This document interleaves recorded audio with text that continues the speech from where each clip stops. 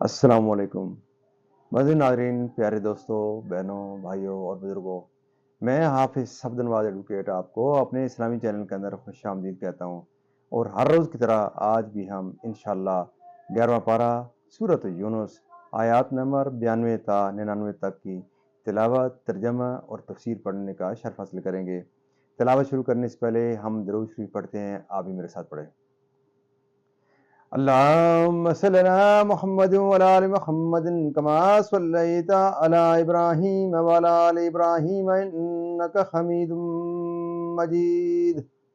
اللهم بارك على محمد وعلى آل محمد كما باركت على إبراهيم وعلى آل إبراهيم إنك حميد مجيد. أما بعد فأعوذ بالله من الشيطان الرجيم. بسم الله الرحمن الرحيم. فاليوم ننجيك ببدنك لتكون لمن خلفك آية وإن كثيرا من الناس عن آياتنا لغافلون. وَلَقَدْ بَوَّأْنَا بَنِي إِسْرَائِيلَ مُبَوَّأَ صِدْقٍ وَرَزَقْنَاهُم مِّنَ الطَّيِّبَاتِ فَمَا اخْتَلَفُوا حَتَّىٰ جَاءَهُمُ الْعِلْمُ إِنَّ رَبَّكَ يَقْضِي بَيْنَهُمْ يَوْمَ الْقِيَامَةِ فِيمَا كَانُوا فِيهِ يَخْتَلِفُونَ. فإن كنت في شك مما أنزلنا إليك فاسأل الذين يقرؤون الكتاب من قبلك لقد جاءك الحق من ربك فلا تكونن من الممترين ولا تكونن من الذين كذبوا بآيات الله فتكون من الخاسرين. إن الذين حقت عليهم كلمة ربك لا يؤمنون ولو جاءتهم كل آية حتى يروا العذاب الأليم. فلولا كانت قرية آمنت فنفعها إيمانها إلا قوم يونس لما آمنوا كشفنا عنهم عذاب الخزي في الحياة الدنيا ومتعناهم إلى حين. ولو شاء ربك لآمن من في الأرض كلهم جميعا أفأنت تكره الناس حتى يكونوا مؤمنين وما كان لنفس أن تؤمن إلا بإذن الله ويجعل الرجس على الذين لا يعقلون. صدق اللہ العظیم. ترجمہ: آج ہم تیری لاش کو اترا دیں گے، یعنی کہ باقی رکھیں گے، تو اپنے پچھلوں کے لیے نشانی ہو، اور بے شک لوگ ہماری آیتوں سے غافل ہیں، اور بے شک ہم نے بنی اسرائیل کو عزت کی جگہ دی اور انہیں ستھری روزی عطا کی تو اختلاف میں نہ پڑے، مگر علم آنے کے بعد بے شک تمہارا رب قیامت کے دن ان میں فیصلہ کر دے گا جس بات میں جھگڑتے تھے۔ اور اے سننے والے، اگر تجھے کچھ شبہ ہو اس میں جو ہم نے تیری طرف اتارا تو ان سے پوچھ دیکھ جو تجھ سے پہلے کتاب پڑھنے والے ہیں، بے شک تیرے پاس تیرے رب کی طرف سے حق آیا، تو ہرگز شک والوں میں نہ ہو اور ہرگز ان میں نہ ہونا جنہوں نے اللہ کی آیتیں جھٹلائیں کہ تو خسارے والوں میں ہو جائے گا۔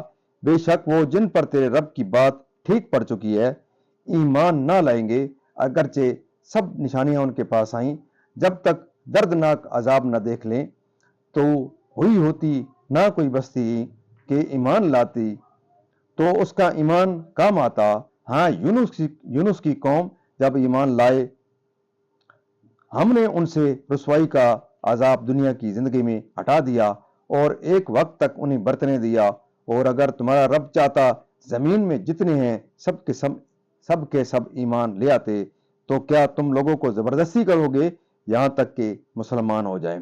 اور کسی جان کی قدرت نہیں کہ ایمان لے آئیں مگر اللہ کے حکم سے، اور عذاب ان پر ڈالنا ہے جنہیں عقل نہیں۔ یہاں تک اس کا ترجمہ اختتام پذیر ہوا۔ اب تفسیر اس کی تسلسل سے۔ علماء تفسیر کہتے ہیں کہ جب اللہ تعالیٰ نے فرعون اور اس کی قوم کو غرق کیا اور موسیٰ علیہ السلام نے اپنی قوم کو ان کی ہلاکت کی خبر دی، تو بعض بنی اسرائیل کو شبہ رہا، اور اس کی عظمت و ہیبت جو ان کے قلوب میں تھی اس کے باعث انہیں اس کی ہلاکت کا یقین نہ آیا۔ امر علیہ درجہ نے فرعون کی لاش ساحل پر پھینک دی۔ بنی اسرائیل نے اس کو دیکھ کر پہچانا۔ عزت کی جگہ سے یا تو ملک مصر اور فرعون و فرعونیوں کے املاک مراد ہیں، یا سرزمین شام و قدس و اردن جو نہایت سرسبز و شاداب اور زرخیز بلاد ہیں۔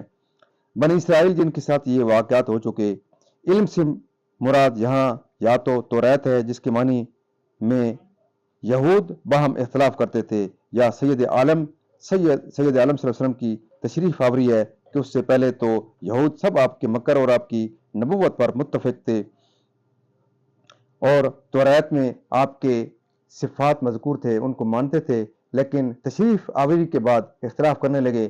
کچھ ایمان لے آئے اور کچھ لوگوں نے حسد و عداوت سے کفر کیا۔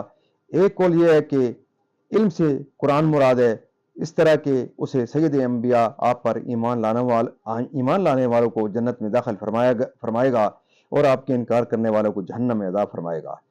بواسطے اپنے رسول محمد مصطفیٰ صلی اللہ علیہ وسلم کے، یعنی علماء اہل کتاب مثل حضرت عبداللہ بن سلام اور ان کے صحاب کے، تاکہ وہ تجھ کو سید عالم صلی اللہ علیہ وسلم کی نبوت کا اطمینان دلائیں اور آپ کی نعت و صفت جو توریت میں مذکور ہے وہ سنا کر شک رفع کریں۔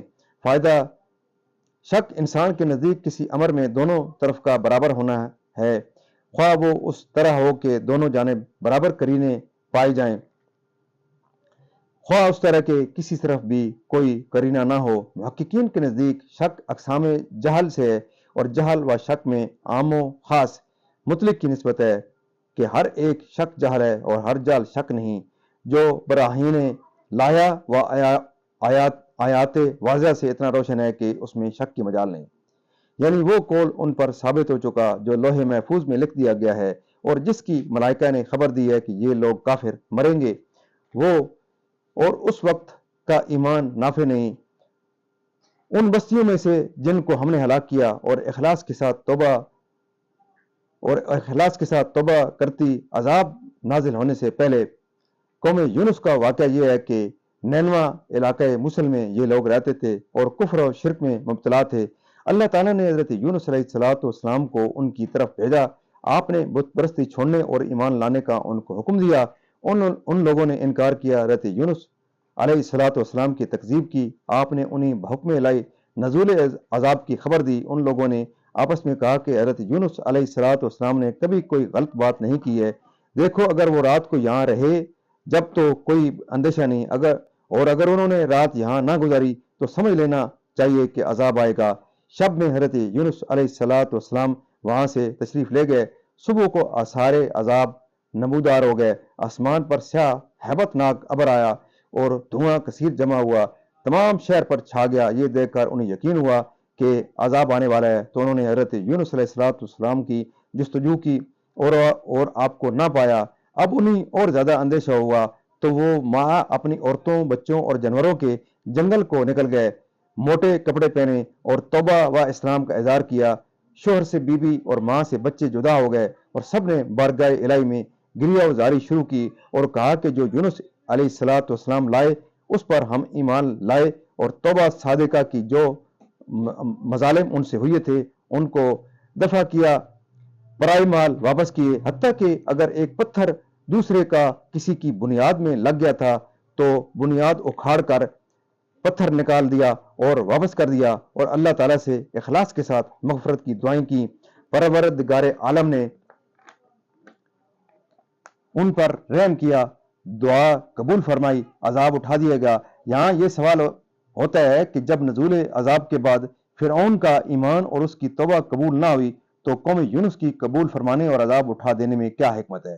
علماء نے اس کے کئی جواب دیے ہیں۔ ایک تو یہ کرم خاص تھا قوم یونس کے ساتھ۔ دوسرا جواب یہ ہے کہ فرعون عذاب میں مبتلا ہونے کے بعد ایمان لایا جب امید زندگانی باقی نہ رہی، اور قوم یونس علیہ السلام سے جب عذاب قریب ہوا تو وہ اس میں مبتلا ہونے سے پہلے ایمان لے آئے۔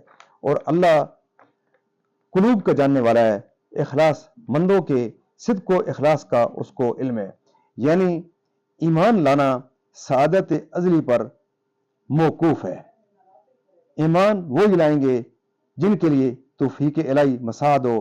اس میں سید عالم صلی اللہ علیہ وسلم کی تسلی ہے کہ آپ چاہتے ہیں کہ سب ایمان لے آئیں اور راہ راست اختیار کریں، پھر جو ایمان سے محروم رہ جاتے ہیں ان کا آپ کو غم ہوتا ہے، اس کا آپ کو غم نہ ہونا چاہیے، کیونکہ ازل سے جو شکی ہے وہ ایمان نہ لائے گا، اور ایمان میں زبردستی نہیں ہو سکتی، کیونکہ ایمان ہوتا ہے تصدیق و اقرار سے، اور جبر و کرا سے تصدیق قلبی حاصل نہیں ہوتی، اس کی مشیت سے، دل کی آنکھوں سے، اور غور کرو کہ جو اللہ تعالیٰ کی توحید پر دلالت کرتا ہے۔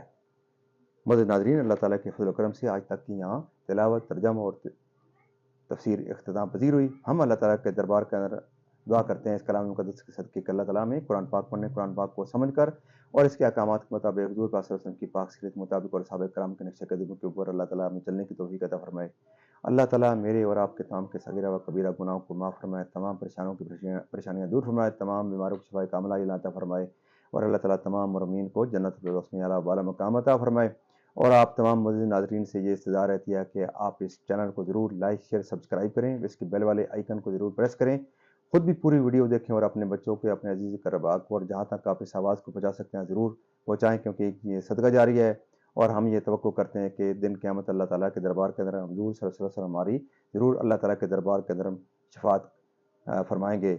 تو ان نیک تمناؤں کے ساتھ کہ اللہ تعالیٰ آپ کو جہاں رکھے خوش رکھے، آمین ثم آمین۔